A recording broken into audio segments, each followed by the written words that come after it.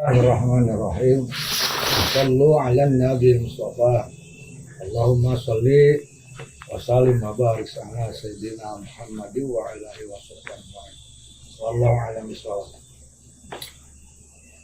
Kenapa saya jarah ke wali-wali ya itu kan? Karena mereka itu dibenci sama setan, dibenci sama iblis, dan dibenci, dihina sama manusia iblis. Tetapi dicintai oleh Allah, dicintai oleh malaikat, dicintai oleh solihin.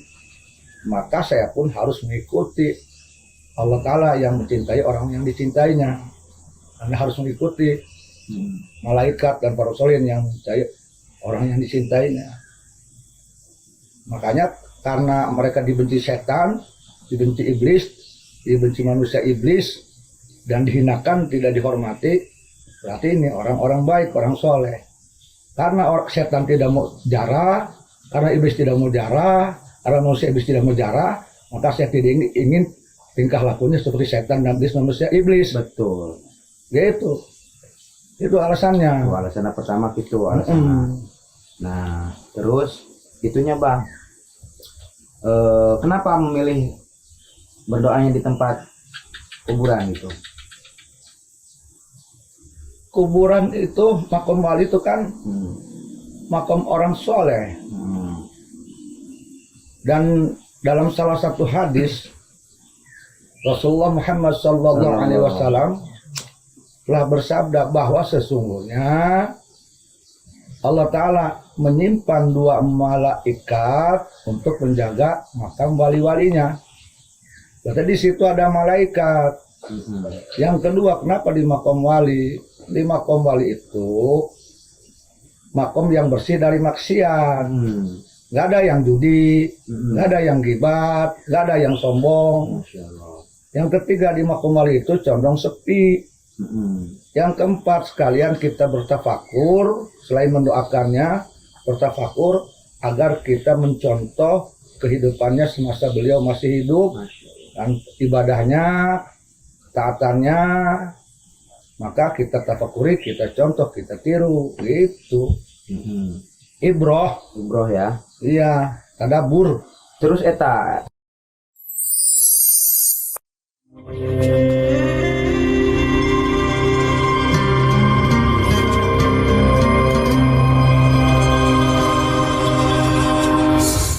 nanya deh eta barudak teh Bang. Coba keluarin dalilnya. Ada enggak dalil dasar hukum Islamnya bahwa kita boleh menjarahi orang yang sudah mati? Oh, itu tak budak tah kadinya bae tah hayang teh Bang. Atuh dalil harus jelas. Kuntu nahaitukum an ziyaratil qabri fazuruha. Sabda Rasulullah, aku dulu melarang engkau berziarah kubur, maka sekarang silakan ziarah. Satu, kata siapa wali-wali mati? Suruh ngaji lagi. Kan jelas di Al-Qur'annya juga. Wala tahsabanal ladzina qutilu fi sabilillahi amwata. Jangan kau kira orang-orang yang wafat di jalan Allah atau terbunuh di jalan Allah Ta'ala itu mati, tetapi sesungguhnya mereka itu hidup di situ hanya dan bahkan diberi rizki. Ditambah lagi oleh hadis Nabi dalam kitab Tanqihul Qaul. Qala Nabi sallallahu alaihi wasallam, ala inna auli Allah la yamut fa innahu yantakiluna minad dari ila ukhra. Ingat, sesungguhnya wali-wali Allah Ta'ala itu tidak mati, tetapi sesungguhnya mereka itu pindah di satu daerah ke daerah yang lain. Jadi yang mengatakan itu mati itu orang-orang yang hanya sebatas penglihatannya. Hakikatnya dong dibaca kan, itu. Nah, yang disamakan dengan kuburan dia nanti. Betul. Jelas berbeda ya kalau kuburan orang-orang alim ya. Disarwakin dari kuburan. Nah, eta sakit itu sudah terjawab itu. Tadi udah disebutkan sama Abah ya, Bah ya. Nah, terus iya Abah kuari makin rame bae iya di sajagat dunia maya iya. Makin viral bae Abah ieu ditungguan kabeh video-video Abah ta. Tungguan video Abah. Heeh. Pegawaian nungguan video abah. Kumaha teu respon abah talata? Artinya nungguan video abah, lain nungguan rahmat Allah turun ka maneh nungguan video abah. Wah, bener. Pengangguran bae. Loba nu ngareaksi eta abah di video-video eta. Pegawaian ngereaksi batur, lain ngereaksi dirina sorangan. Wah, Jadi dia eta tak itu bener. Reaksi diri dia sorangan cenah bisa. reaksi batur, reaksi lain dirina bener kan teu ka Allah Subhanahu wa taala. Geus wawur teh jeung Allah, mengenal teu atuh teh naon ari teh mah arepna kitu mah. Abah mah teu rugi. Jadi kumaha sih pendapat abah keadaan setelahnya dihujat. Siapa bilang itu dihujat? Nggak ada bagi abah mah dalam hidup ini hujatan, cacian, hinaan, nggak ada, dan nggak ada kesedihan, nggak ada. Tuh. Kata siapa? Kalaupun mau dijulukan hujat oleh mereka, cacian oleh mereka, hinaan oleh mereka. Tapi bagi abah nggak ada kesedihan, nggak ada penderitaan. Apa sebabnya?